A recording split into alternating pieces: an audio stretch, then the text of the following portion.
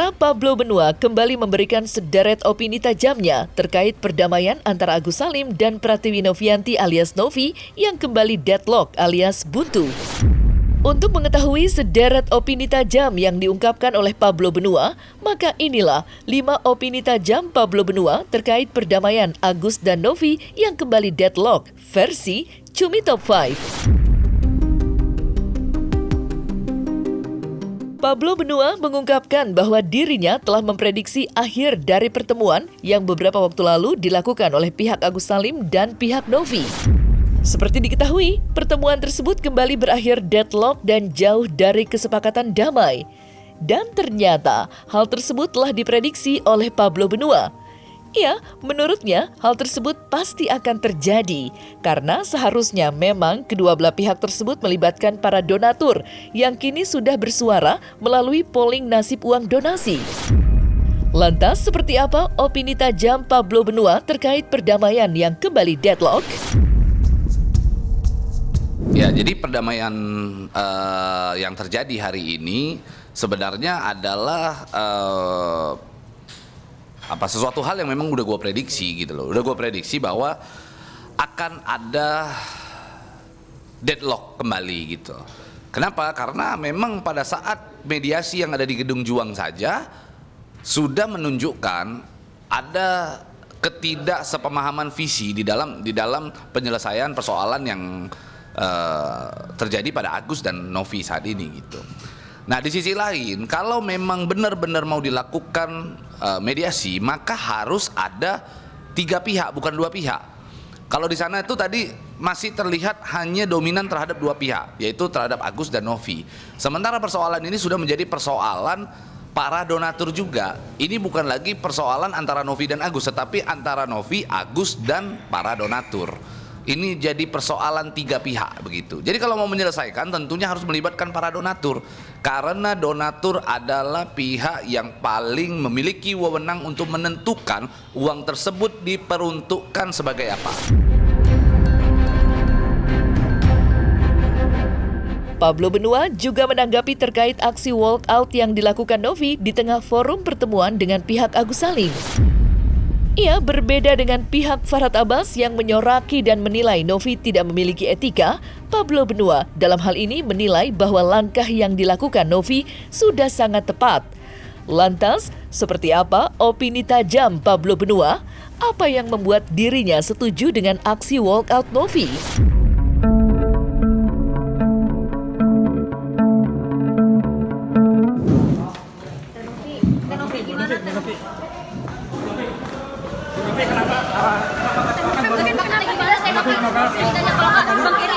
Kenapa mungkin apa poin yang kasih nggak bisa kak stop kenapa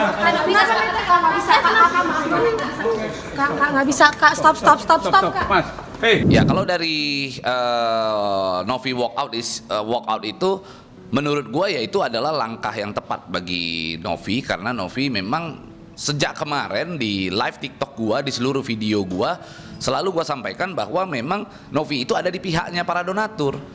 Di malam harinya, kemarin malam gitu ya, semalam lah berarti ya, Novi itu sudah sampaikan kepada saya, bang saya bersama para donatur.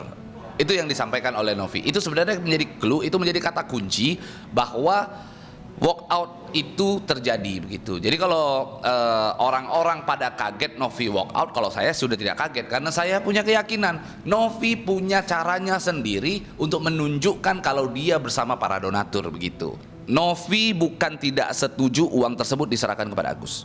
Novi bukan tidak setuju pengobatan Agus. Novi bukan tidak setuju dengan apapun itu. Karena apa? Karena Novi merasa dirinya tidak memiliki hak untuk menentukan uang tersebut dipakai sebagai apa. Novi tidak memiliki hak untuk menentukan uang tersebut dipergunakan untuk apa. Novi punya perasaan itu. Dan Novi meyakini bahwa yang berhak dan berwenang untuk menentukan uang tersebut dipergunakan sebagai apa adalah para donatur. Makanya konsepnya Novi berada bersama donatur. Pablo Benua mengaku sangat kecewa dengan aksi yang dilakukan oleh tim kuasa hukum Novi, Brian Praneda, yang mendadak mengundurkan diri dari tim kuasa hukum Novi dengan mencabut kuasanya di hadapan pihak Agus Salim. Menurutnya hal tersebut seharusnya tidak dilakukan oleh Brian Praneda, terlebih Brian Praneda masih bersaudara dengan Novi.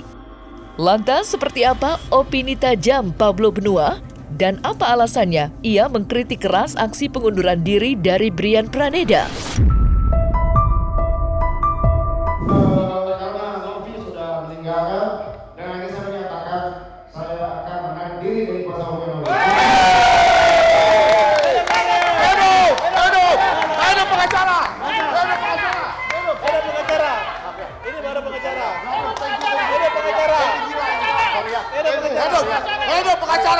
Hidup pengacara Novi. Ada pahlawan. Kita hormat. Hidup Brian. Hormat.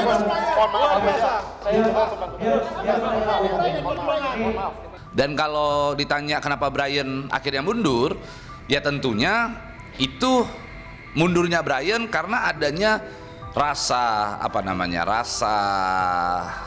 kalau dibilang penyesalan bisa jadi dari Brian sendiri, karena dia sendiri yang mengucapkan kepada Farhad secara diinisiasi oleh dia, secara inisiatif dia sampaikan kepada kuasa hukumnya Agus, dia sampaikan saya menjamin, gitu kan ada kata-katanya itu, dia menjamin bahwa uang tersebut kalau sudah dipakai untuk pengobatan Agus akan diserahkan kepada Agus sisanya. Dia menjamin, tapi dia tidak punya hak untuk menyampaikan jaminan tersebut, karena yang bisa menjamin itu hanya donatur. Kalau istilah saya tuh di atas langit masih ada langit, kalau ini istilahnya di atas Novi dan Agus masih ada donatur gitu loh. Intinya kondisinya saat ini para donatur adalah pihak yang paling bisa menentukan, yang berwenang menentukan uang dipakai untuk apa. Kalau kita seorang pengacara profesional, tentunya kita harus nanganin perkara itu sampai tuntas gitu loh. Mundurnya kita itu harus ada alasan yang tepat gitu ya. Kalau gua mundur, gua punya alasan yang tepat. Kenapa? Karena gua ingin meneruskan apa yang menjadi amanah daripada Novi. Novi meminta saya untuk mengawal para donatur karena donatur ini perlu diperjuangkan aspirasinya. Novi menganggap bahwa saya memiliki kemampuan dan kapasitas untuk memperjuangkan aspirasi para donatur gitu. Jadi jangan menyamakan diri gitu loh. Sementara Brian ini adalah lawyer sekaligus kerabat daripada Novi itu sendiri, keluarga bahkan daripada Novi itu sendiri, masih ada hubungan saudara kan gitu ya. Ya janganlah mundur-mundur. Saya sampaikan kepada Brian, dan Brian akan mempertimbangkan itu katanya.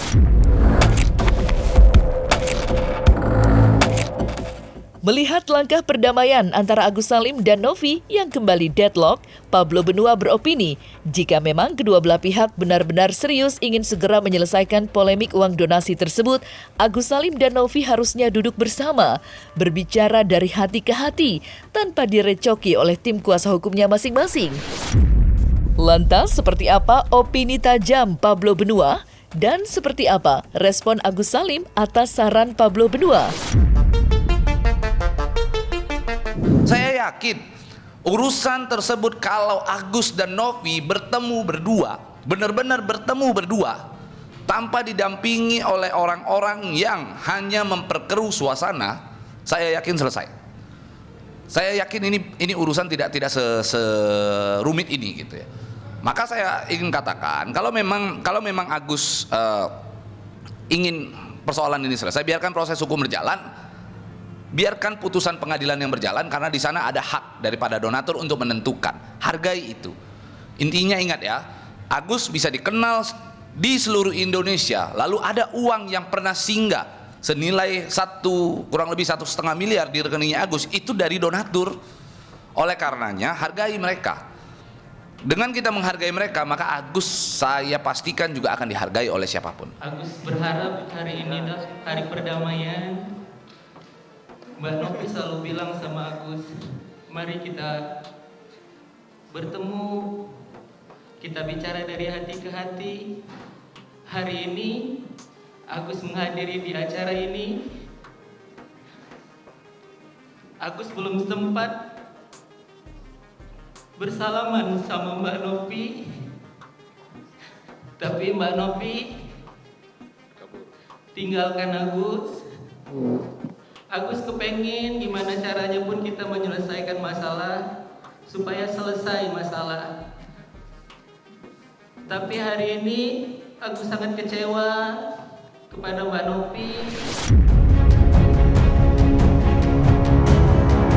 Pablo Benua secara gamblang mengungkapkan kemungkinan perdamaian antara Agus Salim dan Novi kini sudah semakin kecil. Pasalnya, jika dilihat dari dua pertemuan yang dilakukan, masing-masing pihak tetap kekeh dan tidak ingin merendahkan egonya satu sama lain. Lantas, seperti apa opini tajam Pablo Benua?